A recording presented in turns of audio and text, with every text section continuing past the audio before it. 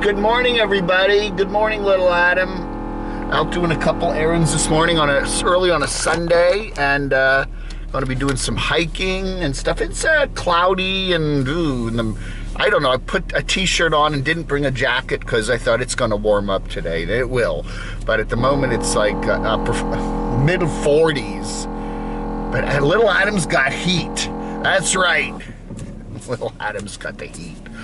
How's everybody? You know, it doesn't look like I'm leaking any oil anymore. I don't know.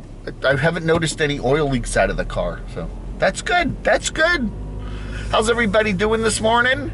It is the 21st of March. One question I want to address this morning, and I got this to some degree last night in one of my live chats, or my live chat at night, or the evening one, is the question of why I don't use clips anymore in my videos, okay? For years, when I started this channel back in, 2016, 5 years ago, we're 5th anniversary of the channel in one form or another right now, this month. One of my main things was showing people's clips, Now, what I did when I showed clips was I never actually embedded the clips into the video. I just had the camera aiming at the screen, and you could see the clips. So you could see that I wasn't actually putting the clip, copying it, downloading it from YouTube, and then sticking it full frame in the video.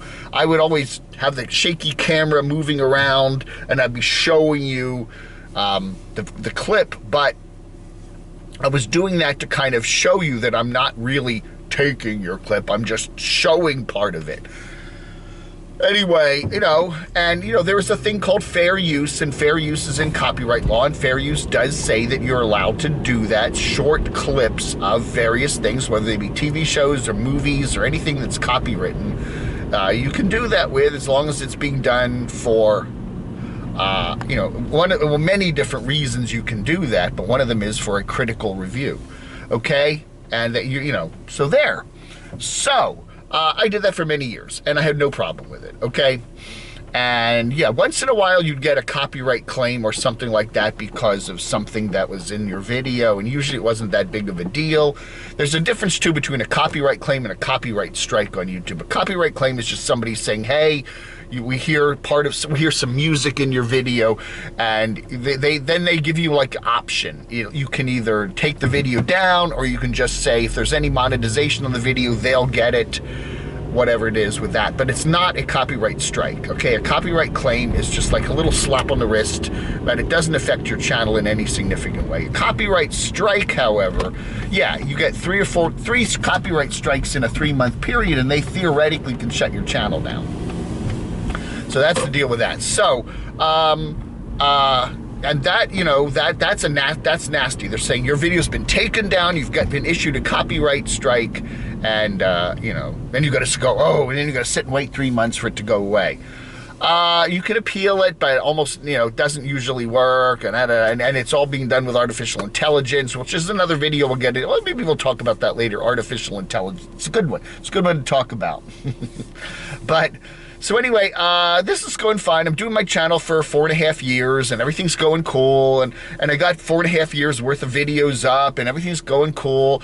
And then what I hear about is there's a particular meeting of certain nomads last fall, and they didn't like my channel. They don't like my channel, so I heard that, a number of them were getting together to kind of, let's see, how can we get rid of Dave, How can we get rid of Dave's channel? And one was, let's just file a bunch of copyright strikes, because he's used our clips of our videos for many years, and so some of them started doing that. And they went back a year or two sometimes and tried to file strikes on me, for using little clips, fair use clips and whatever. And it worked. Some of them worked. I don't know how many claims they filed in total, but a few of them did stick. And so I got a couple of copyright strikes back in October and November of last year, and my channel was kind of like teetering on the brink, So, the deal is this, and people say, well, I see other channels using clips. Why can't you? Why are you being singled out? Because, I don't know. you know, why am I being singled out? Because people are trying to campaign against my channel. You know, you can use copywritten material as long as nobody complains, you know? I mean, in a lot of cases. Now, yeah, they do have a copyright, call it what is it called? Copy ID or ID copy or whatever it's called. YouTube has a thing now where they will, they will, you know, automatically look for copyright. But, you know, especially when you're using some other YouTubers, you know, videos, they don't really do that with that. Now, if you're using part of a movie or part of a song or something that, you know, has officially been copyrighted, yeah. But when you're using, you know, just somebody else's videos, you know, no. If nobody complains, then nothing happens, right? I don't know, man. Yeah, so, anyway, yeah, you got to be, you know, it's called content ID, not copyright ID. I don't know why I was telling it that. My brain came up with that later. But yeah, you got to be really careful, okay? And, so, you know, YouTubers, you know, for example, most YouTubers would not care if I use their videos, okay? Especially in short clips and stuff, because I'm promoting them. I'm getting them views. 99.8% of YouTubers wouldn't care. And the other couple... And there's also some YouTubers that it's fine. Go use my videos. I don't care because you're getting me views. And the more you're getting talked about, the more you're getting viewed. But then you get, you know, when you're a critic, you make people angry. Sometimes things get said that, you know, it's not fair, or I don't like this critic or whatever. And then, you know, they then, you know, can go back and hunt through all your old videos from the last couple of years and find somewhere where you used a chunk of their videos, and then they can file some strikes, copyright claims, and see if they stick. Sometimes, most of the time they probably won't stick, but sometimes they do. I heard of one particular nomad who we all know about who filed, I think she said, 8 copyright claims against a certain other nomad or a certain other channel, and 2 of them stuck. So, you know, that's just the way YouTube is. But, you know, you file enough, something's going to stick. So, you know, just to keep yourself really safe, I just, in November, I just decided to take down all the videos that had clips in them and start over, okay? And you know what? My channel's done just as fine without the clips. I do sometimes miss being able to show a clip, you know, in somebody's own words. I kind of like that when they say something in their own words. Hey, folks, we broke down, you know. But, you know, you get used to it, and, you know, as long as we're presenting the news to you and giving it to you, you know, on a regular basis, everybody seems to be okay. But, yeah. So you just got to be super careful with YouTube, yeah, you know, and I'll tell you something, if you're a critical channel and somebody gets mad at you, watch out. If you've got clips up there, that's a potential way they can get at you. They really can.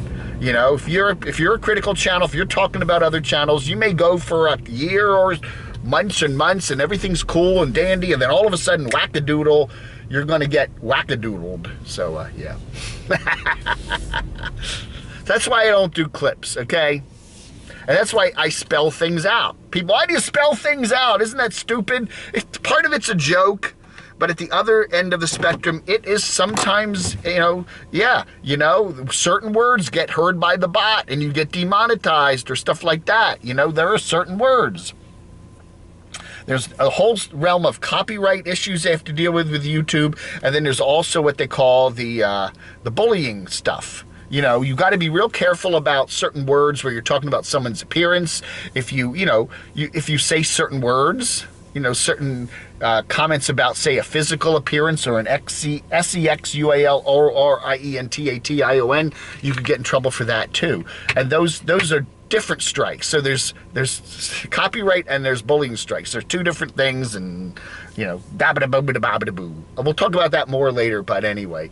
So you just, again, you got to be really super careful when you're doing YouTube and you're a content creator, and sometimes you just gotta err on the side of being super careful. And that's what I try to do these days, because 5 years of still figuring out all the crazy rules, unwritten rules. You know, where YouTube is, one thing you will learn about YouTube, there is one certainty about YouTube, and that is the rules are unwritten. and the rules are enforced differently with different people, and who knows, who can figure out why that is. You know, some channels get really whacked for dropping the F-bomb, and other channels get monetized and praised for dropping the F-bomb. And it, you know, hey, you know, if you run a scantily clad women's picture, you know, sometimes you'll get a wackadoodle for that. Sometimes you'll get, you know, juiced by the algorithm and get tons of views for that. You just don't know. You just don't know. It's the way YouTube works. So anyway, that's it. This question I get, questions Dave gets a lot. If you got other questions you want me to answer in one of these future segments, let me know in the comments below. All right, folks, thanks for watching. You have a wonderful rest of your Sunday. Blog under.